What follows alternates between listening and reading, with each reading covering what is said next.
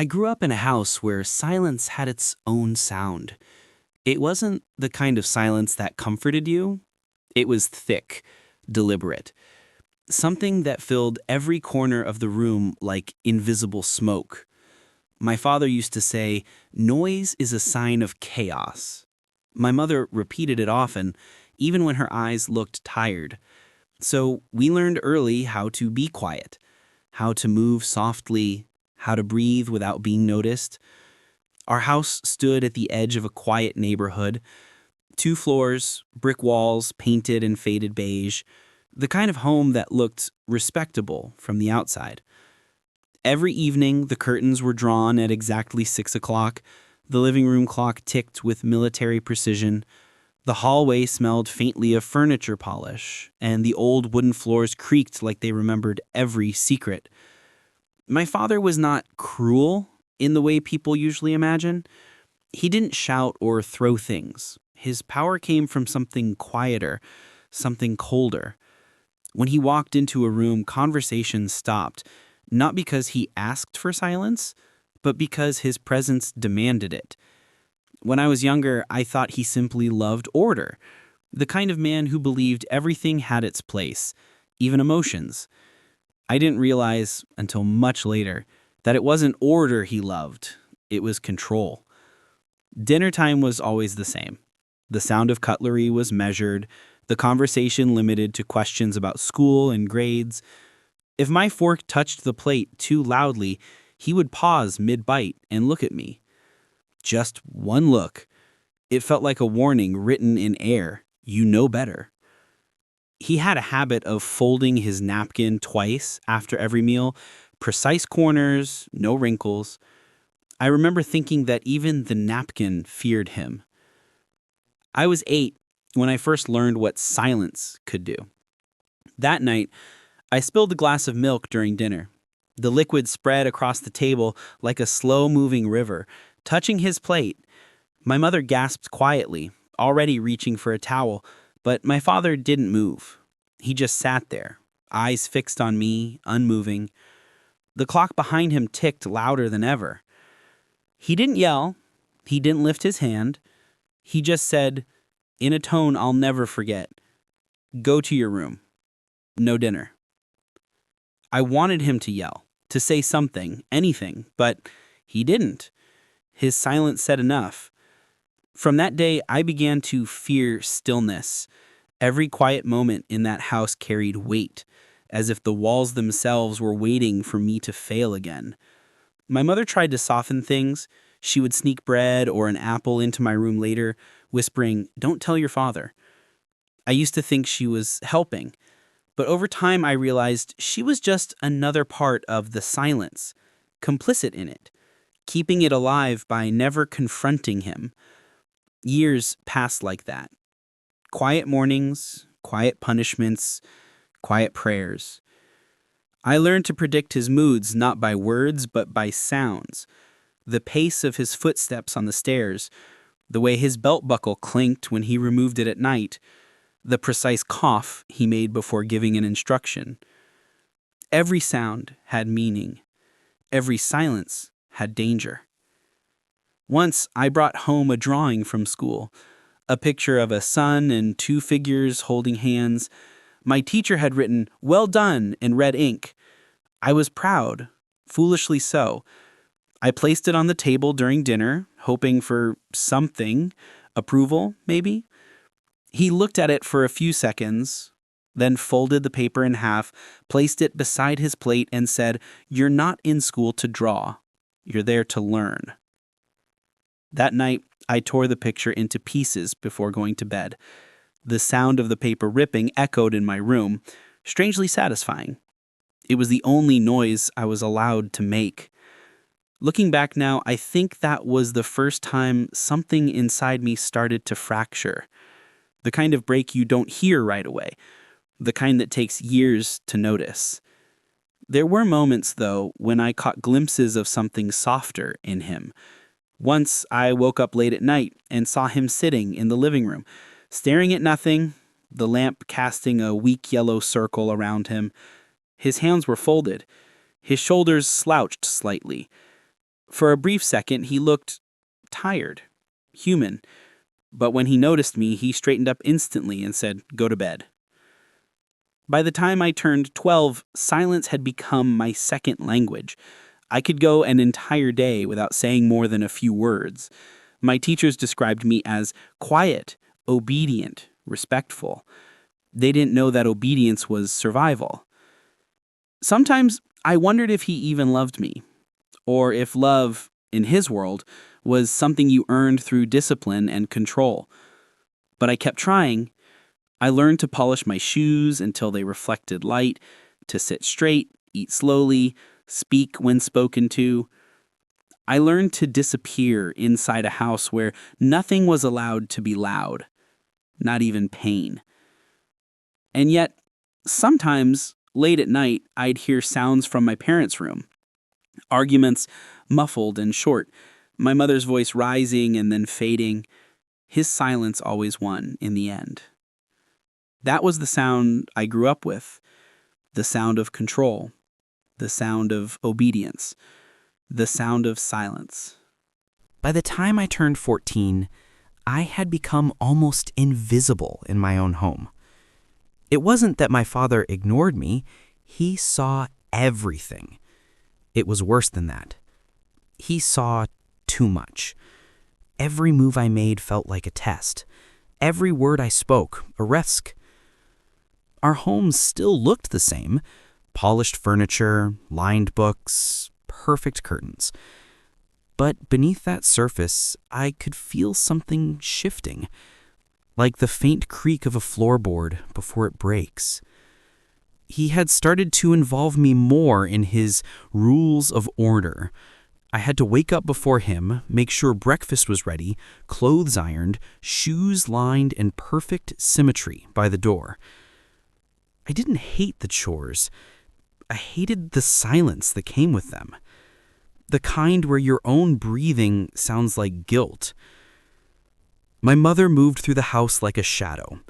She still whispered kindness, but she had become quieter too, as if the silence was contagious. Sometimes I wondered if she had forgotten what laughter sounded like. At school, I was known as the boy who never talked back. Teachers liked me for that. Other kids didn't. I remember one afternoon when a boy named Kevin pushed me against a locker and said, "You talk like a robot. What's wrong with you?" I didn't answer. I couldn't. I'd learned that silence kept me safe at home, but outside it made me a target. That night, I told my father about it, hoping just once he might protect me. He listened, expression blank, then said, "If you let someone push you, you deserved it."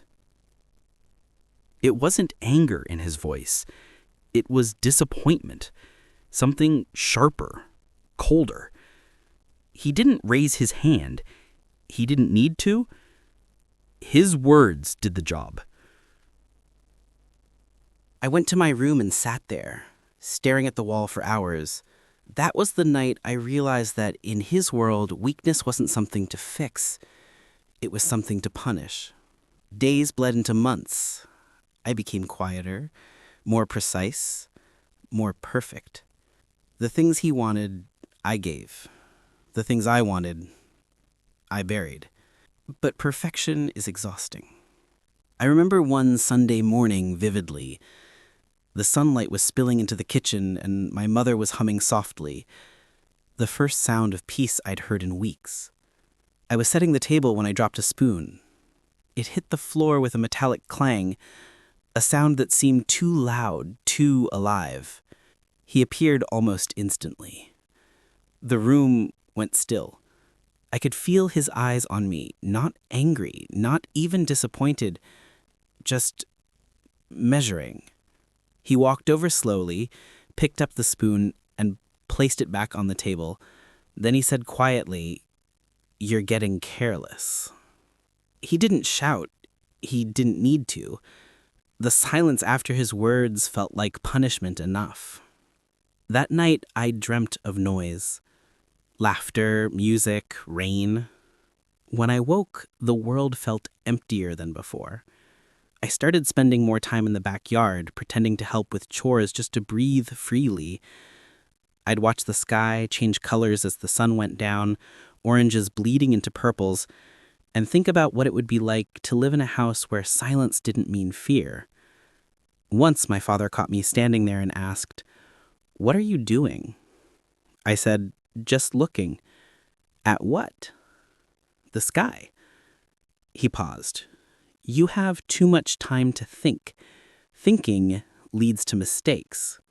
It was such a strange sentence, but I knew better than to question it. In our house, curiosity was rebellion.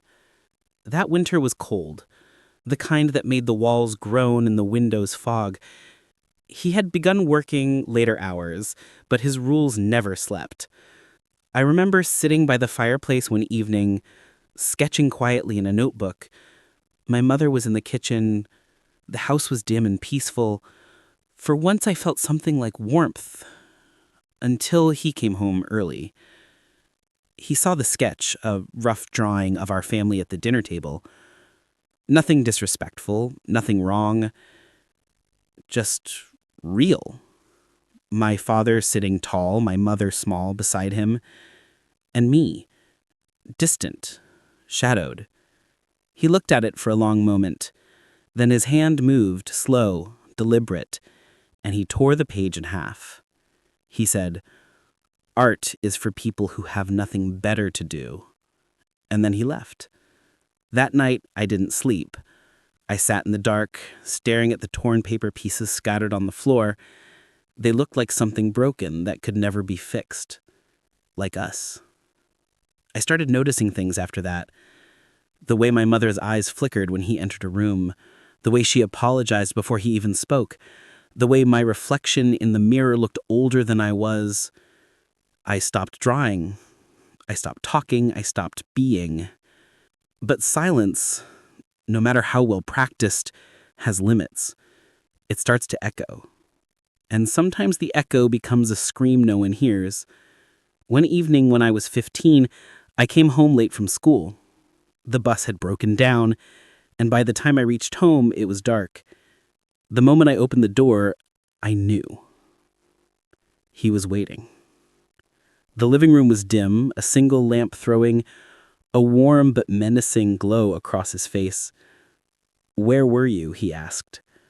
I explained, quickly, breathlessly. He didn't respond. He just stood there, still as stone. The silence between us stretched until I could barely breathe. Then he said softly, "You broke the rule."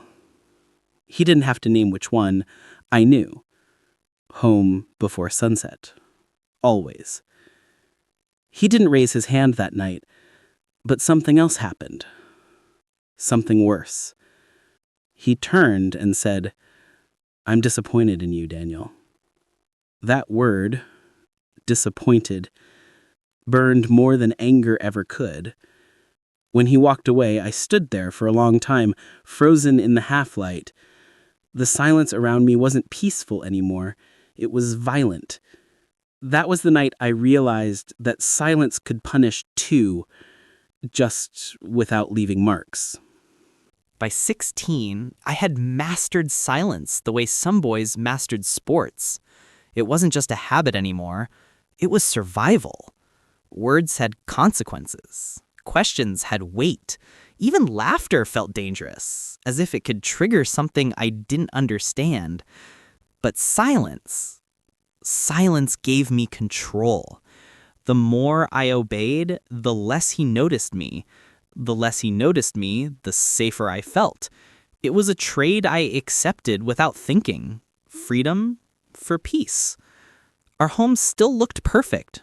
Every picture frame straight, every surface spotless. But inside I could feel something breaking, slowly, like a crack spreading through glass. I would hear his footsteps in the hallway before bed, steady, measured, exact, the rhythm of authority. My heart would race every time they paused outside my door, never knowing if the handle would turn. Most nights it didn't. Some nights it did. When he entered, it was never for conversation, just reminders, rules, corrections. Your report card could be better. Your tone was careless today. You left the line on again. Each sentence came like a judgment, small, precise, but heavy. I would nod, agree, promise to do better, and then lie awake staring at the ceiling until the sky turned gray. I started writing, secretly, in a small notebook I hid under the loose floorboard behind my bed. Thoughts, dreams, tiny pieces of rebellion that would never leave the page. I wrote about sound, how silence had shape and weight, how my father's voice had color, and how fear could smell like polish and dust. Sometimes I wrote about running away, not far, just enough to hear my own heartbeat, without wondering if it was too loud. One night my mother came into my room. She looked tired, her face pale under the yellow lamplight. She sat on the edge of my bed and said quietly, "You shouldn't hide things from your father." I froze. She didn't look at me. Her eyes were on the wall, distant. She said, "He'll find out eventually." Softer now. Then she left. For the next few days, I couldn't focus. Every creak of the floorboard sounded like discovery. Every silence felt like a trap waiting to close. And then, one evening, he called me into the living room. The notebook lay on the table. He had found it. He stood beside it, hands clasped behind his back. The lamp's glow carved deep lines across his face. Not anger, not rage, just cold authority. He asked, "What is this?" I didn't answer. "Speak," he said. His voice wasn't loud. That made it worse. "It's just writing," I whispered. "About what?" "About me." His eyes darkened, not from surprise, but disappointment, that familiar look that made me feel smaller than air. He opened the notebook, flipped through the pages, reading in silence. My words, my only freedom, now weaponized against me. When he looked up, he said, "Do you think you've been mistreated?" "No, sir." "Then why write lies?" "I didn't mean—" He cut me off. "Words have power. They create weakness." He walked to the fireplace, held the notebook in his hand for a moment, and then, without a second thought, dropped it into the flames. The paper curled instantly, edges glowing orange, before turning to ash. I didn't move, didn't breathe, didn't cry. It wasn't just my writing that burned that night. It was the small, fragile version of myself that still believed I could be heard. He turned to me and said quietly, "From now on, you'll speak only when spoken to." As if I didn't already. That night, I sat by the window long after everyone had gone to bed, watching the snow fall silently under the streetlight. Every flake seemed to move with purpose, but none made a sound. I wondered if that's what he wanted me to be. Something that existed quietly, perfectly, invisibly. Weeks passed. Life continued as usual. Rules, chores, silence. But something had changed inside me. The obedience was still there, but it was hollow now, like an echo. I started noticing things I'd ignored before. The way his hand trembled when he held a glass. The way his jaw clenched when no one was looking. The man who once seemed unbreakable now looked human. And that scared me more than anything.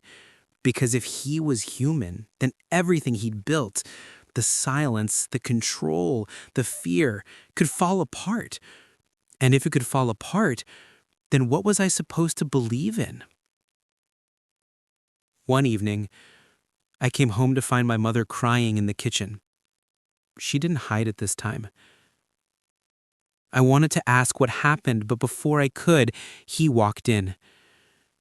His face was calm, his voice steady. "She broke the rule," he said simply. I didn't ask which one. I just stood there, frozen, listening to her quiet sobs. That was when I realized something. Silence didn't just protect us, it protected him. It was his shield, his way of hiding what he couldn't control.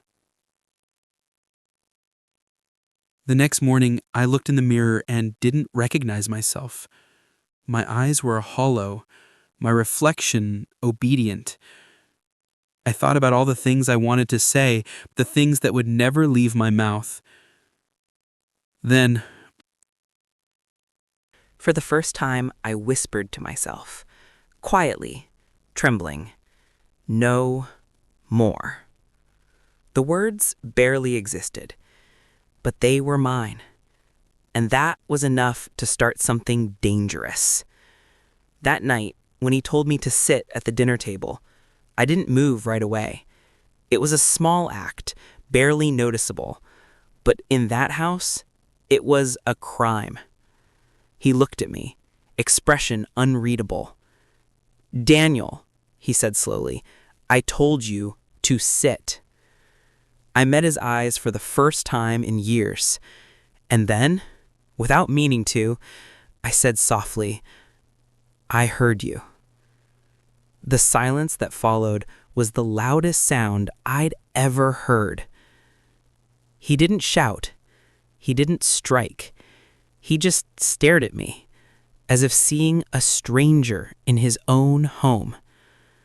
That was the beginning of the end, though neither of us knew it yet. The night I answered him, everything changed, though not in the way I expected. He didn't hit me. He didn't even raise his voice. He simply stared at me for a long time, then turned away. That silence was worse than punishment. It was like watching a storm hold its breath. At dinner, no one spoke. My mother moved mechanically, passing dishes without looking at either of us. I remember the sound of the clock ticking on the wall, steady, patient, cruel. Every second felt like a countdown to something unseen. Afterward, he said, "Go to your room." I went. But he didn't follow. That was new. Hours passed. I lay awake, waiting for footsteps that never came. The stillness felt wrong, too deep, too empty. Eventually, I drifted into a restless sleep. In my dream, I was back in the old church he used to take me to when I was little. My father stood at the front, speaking words I couldn't hear. Every time I tried to listen, the walls grew taller, the lights dimmer. I was trapped in the pews, my mouth full of dust. When I woke, it was morning. The house was quiet, too quiet. My mother's voice came from the hallway, broken, trembling. I rushed out and saw her kneeling by the study door, one hand pressed to her mouth. Through the half-open door, I saw him. He was sitting in his chair, still, perfectly still, his head bowed slightly as if in prayer. The belt that had once hung behind his door lay neatly folded on the desk beside him. He was gone. No sound, no note, no warning, just gone. For a long time, I couldn't move. I just stood there, staring at the man who had ruled every breath I'd ever taken, now silent in a way that no obedience could undo. The rest of the day blurred into fragments, the paramedics, the neighbors whispering, my mother's vacant eyes, the house filling with voices that didn't belong to us. And then the silence returned. It stayed. I thought I'd feel free. I thought maybe his death would break the chains he'd built around us, but it didn't. It only made the silence heavier, thicker, as if his presence had soaked into the walls. For weeks, I avoided his study, but one evening, I couldn't resist. The air in there still smelled like him, wood polish, ink, and something sharp, like old fear. On the desk, beneath a stack of yellowed papers, I found an envelope with my name on it. Inside, there was no letter, just one line written in his precise, familiar hand: "Discipline is love without weakness." I read it over and over until the ink blurred with my tears. That night, I took the line, folded it carefully, and placed it inside my notebook, the new one, the one I'd started after the fire. But this time, I didn't hide it. I left it open on my desk, and then I wrote. Not like before, not quietly, not carefully. I wrote like a confession, like bleeding through a pen. I wrote about control and silence and what it meant to grow up learning that love had to hurt to be real. The words came fast, desperate, unstoppable. When I finished, I felt empty. Not healed, not free, just empty. But it was the first time the emptiness belonged to me. Years passed. I left that house, that town, that life. But the silence followed, tucked into my chest like an heirloom. Sometimes I'd catch myself standing too straight, speaking too softly, folding things just right. And I'd see him, faintly, in my reflection. I tried to unlearn him. I really did. But you can't unlearn the air you breathed as a child. You just learn to name it differently. When people asked about my father, I'd say he was strict, a good man who wanted the best for me. It was easier than explaining the truth, easier than reopening the wound. But sometimes, late at night, when the world went still and the walls began to hum with old echoes, I could hear his voice again. Not angry, not commanding, just there, like an old habit refusing to die. I remember one night in particular, years later. I was living alone in a small apartment. The city outside buzzed with noise, but my room was quiet. I was reading by the window when I heard something fall. A book from the shelf. It landed open on the floor.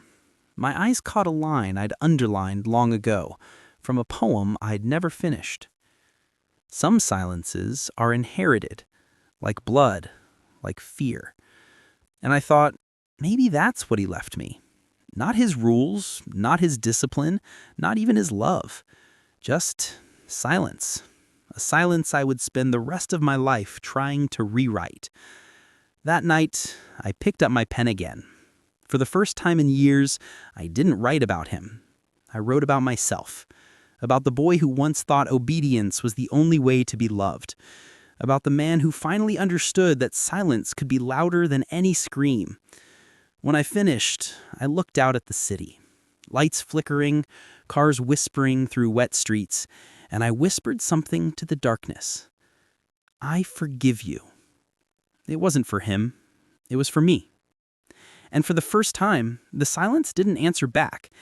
It just let me be.